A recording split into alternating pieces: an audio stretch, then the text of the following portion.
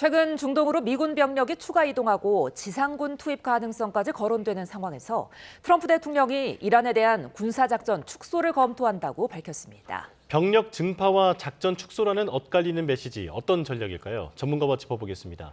두진호 한국국가전략연구원 유라시아 센터장과 함께하겠습니다. 어서 오십시오. 네, 안녕하십니까? 안녕하세요. 자, 군사작전의 점진적 축소 발언, 이 배경을 어떻게 지금 이해해야 될까요?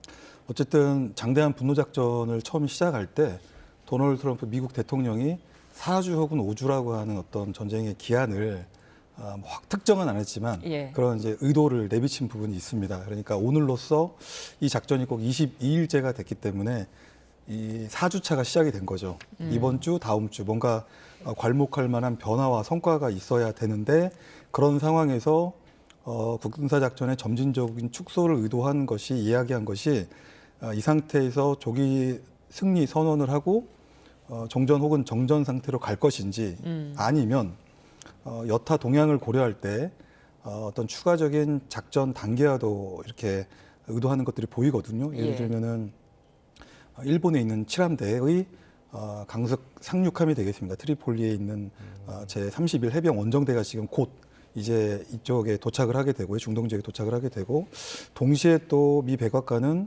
300조에 해당하는 이른바 슈퍼 추경을 요청을 한 상태이기 때문에 이런 것들이 어떤 전쟁 장기화까지 염두에 둔 것이 아닌가 하는 그런 부분들도 있어서 좀 금방 말씀드린 대로 이 부분과 그리고 트럼프 대통령이 이야기했던 군사작전의 단기적 축소는 일부분 좀 배치되는 부분이 없지 않겠습니다.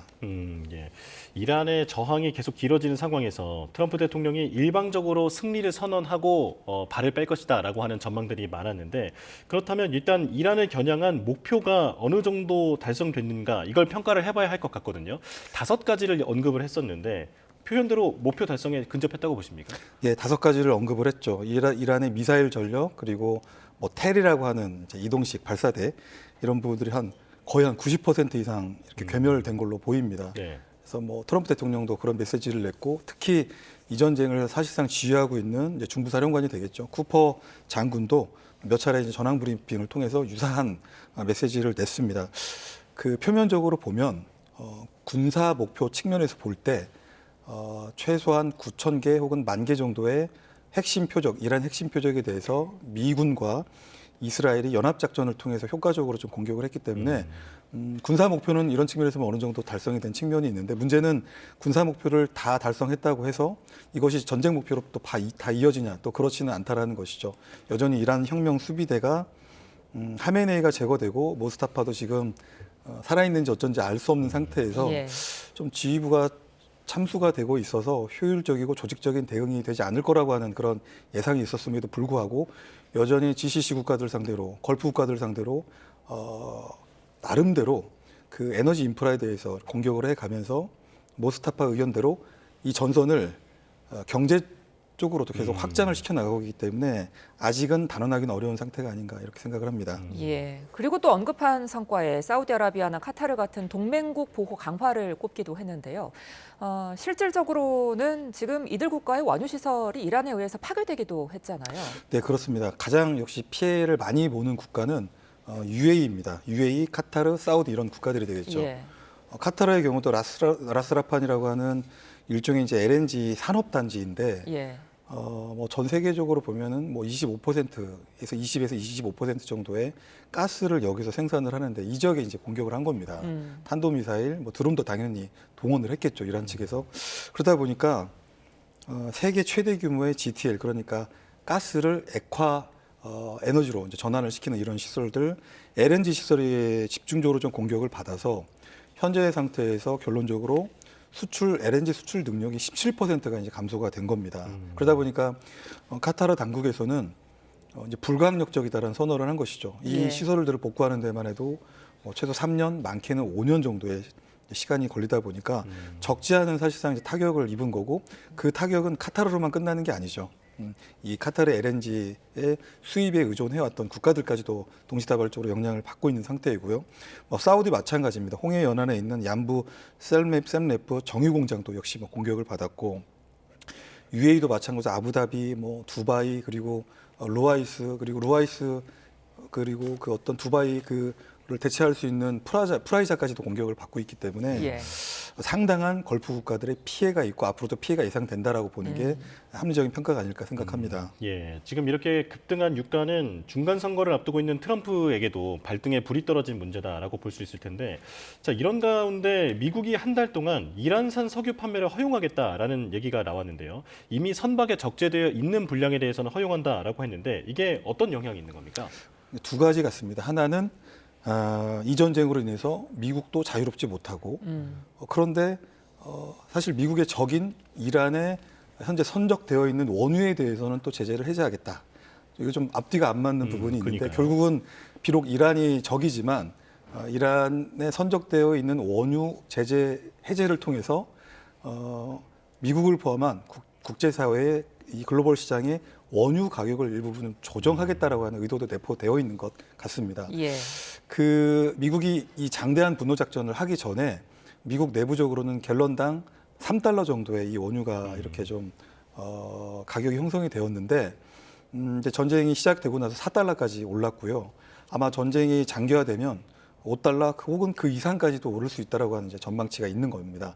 현재 단계만 보더라도 미국 내부적으로도 이란을 공격하면서 최소 20에서 30% 정도 이제 원유 가격이 오른 것이죠. 예. 이러다 보니까 이것이 당장 기름값이 증가하게 되면 당장 이제 미국 시민들 입장에서는 소비 지출 감소로 연결이 될 것이고 특히 원유를 사용할 수밖에 없는 물류, 운송비 증가는 뭐 당연히 예상이 되고 이것이 결국은 이제 제품 가격 상승으로 이어지게 되면 소비 위축으로 또 악순환이 될 수밖에 없는 겁니다. 예. 결과적으로 미 연준의 금리 인하 지연까지 가는 이런 사태가 있기 때문에 특단의 조치라고 저는 생각을 하는데 선적되어 있는 이란산 원유 제재 해제를 통해서 글로벌 시장의 원유 가격을 좀 조정하기 위한 그런 목적도 동시다발적으로 정책 수단을 모색을 하고 있다 이렇게 좀 보고 있습니다. 예, 자 특단의 조치를 취했다고 하셨는데 그런데 이란은 이에 대해서 지금 해상에 남아 있는 원유가 없다 이렇게 얘기했죠. 일축을 했거든요. 네, 그래서 모스타파의 그 메시지도 이미 전선은 경제전선까지 확장이 됐기 때문에 공격을 받고 있는 이란의 입장에서 예. 선적되어 있는 원유를 풀어서 미국 경제에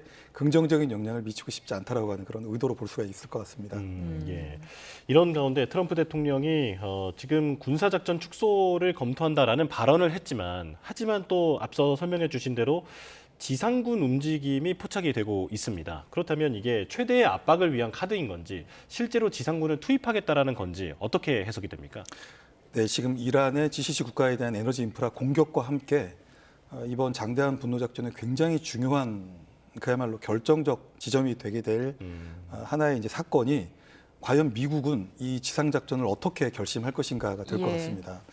여러 가지 정황을 놓고 볼 때 저는 이제 지상 작전을 할 가능성에 좀 무게를 두는 편인데요.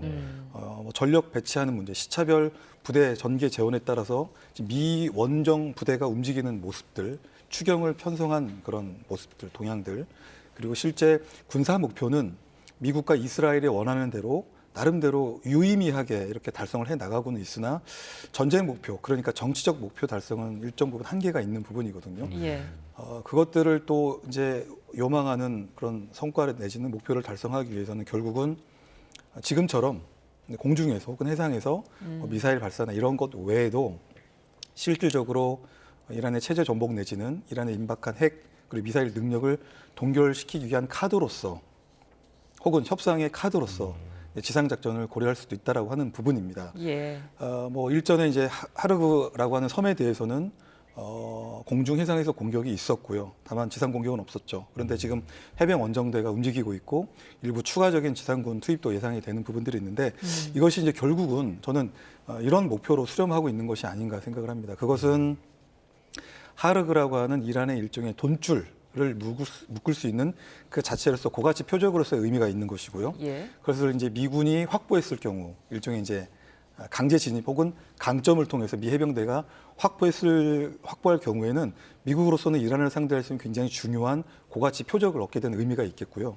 또 한 가지 중요한 것은 이란 본토 내에 지금 잠재적으로 여전히 남아있는 혹은 남아있을 것으로 예상이 되는 뭐 이스파한이라든지 나탄지 혹은 포르도 일대의 농축 우라늄과 이런 우라늄들을 추가 생산할 수 있는 그런 관련 뭐 시설들 또 그런 시설들을 담당하고 있는 기술자들의 그런 능력과 지식을 동결하기 위해서는 결국은 지상군이 들어가야 됩니다. 물론 지상군이 그냥 일반적인 정규 부대가 아니고 그런 특별한 임무에 아주 험준한 지형에 침투해서 고난이도의 임무를 수행할 수 있는 뭐 미 합동 특수전 사령부의 델타포스라든지 우리가 알고 있는 네이비실이라든지 네. 또 이들을 지원할 수 있는 병력들, 미국의 이제 공정 부대들, 공수 부대가 이런 부대들도 들어가서 전체 다 그러니까 이스파한이나 나탄즈나 포르드 다 산재해 있는 모든 농축 우라늄들에 대한 동결, 핵 사찰 검증은 할 수는 없을 거고요.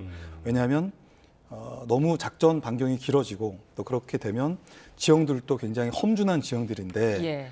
이 작전이 짧게 끝나지 않을 경우 또 지속 지원에 문제가 있기 때문에 지속 지원에 문제가 있으면 또 아무리 미 특수전 부대라 하더라도 사상자가 발생을 할 수가 있고 예. 그렇기 때문에 미 전쟁 지휘부 입장에서 굉장히 부담이고 그렇지 않아도 가뜩이나 여론이 좋지 않는 상황에서 굉장한 부담이기 때문에 상징적인 어느 곳 이스파한이나 나탄즈나 농축 우라늄이 저장되어 있는 일정 시설에 대한 핵 동결을 통해서 전쟁 목표, 군사 목표를 넘어서는 전쟁 목표를 달성하고자 할 것입니다. 그러니까 지금 농축 우라늄 부분 말씀을 해주셨는데 네타냐후 이스라엘 총리가 기자회견을 열어서 지금 이란의 핵 미사일 능력을 사실상 제거했다고 언급을 했거든요.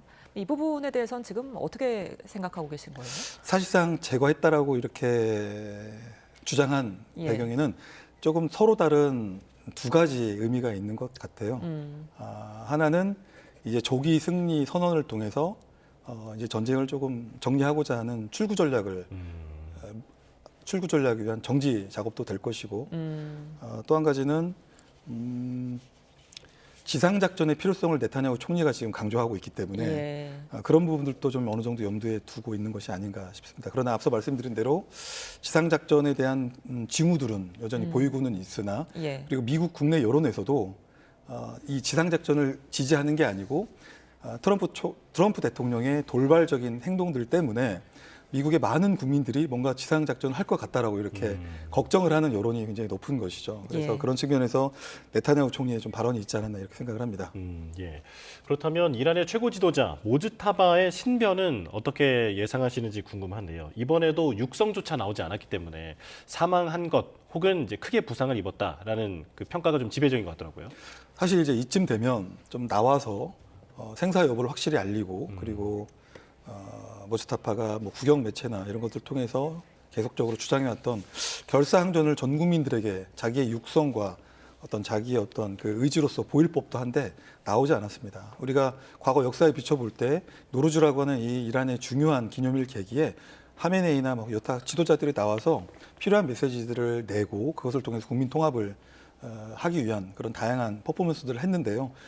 지금처럼 이란의 역사를 뒤돌아볼 때 중요한 또 시기가 없는데도 불구하고 모스타바가 등장하지 않고 언제 찍었는지 알 수 없는 사진을 이렇게 올려놓고 목소리도 아니죠. 국영 매체를 통해서 대독을 하게 한 이런 상황을 놓고 볼 때 모스타파의 신변이 정상적이지 않다. 내지는 어떤 치명적인 부상을 입어서 의식도 좀 좋지 않고 본인의 의지로 말을 할 수 없을 정도의 좀 부상 상태에 좀 있지 않나 저는 좀 그렇게 조심스럽게 추정을 해봅니다. 예.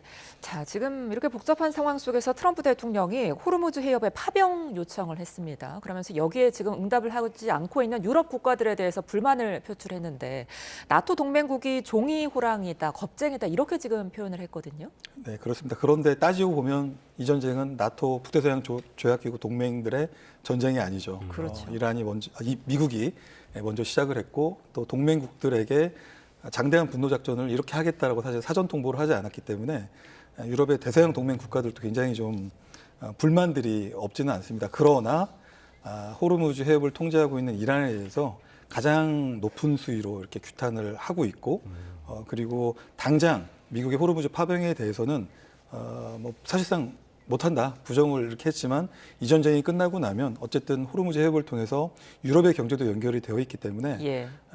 어떤 규칙에 기반한 질서, 항행의 자유를 위해서도 유럽의 역할을 할 수는 있다라고 하는 부분들을 외교적 메시지를 통해서 이렇게 좀 내고 있는 부분이 있습니다. 그러나 여전히 동맹편에 서지 않는 당장 눈앞에 보이는 그것 때문에 트럼프 대통령은 종이 호랑이다라고 이 나토 동맹을 규정하고 있는 상황인데요. 중요한 것은 절대 물러나지 않고 북대서양 조약기구 동맹국들 그리고 한국 일본 가장 중요한 동맹국들이 계속해서 호르무즈에 함께하기를 다국적 연합 해상 작전에 함께해서 무임승차하지 말고 그들의 역할을 다하기를 촉구하는 메시지는 계속해서 낼 것 같습니다.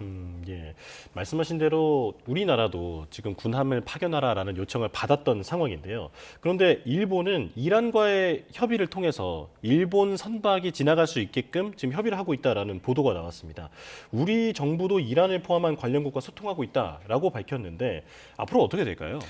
일본 입장에서 보면 사실 호르무즈를 통해서 들어오는 그 에너지가 90% 가까이 되기 때문에 이것이 만약 끊어지게 되면 정말 국가 존립 위기 사태입니다.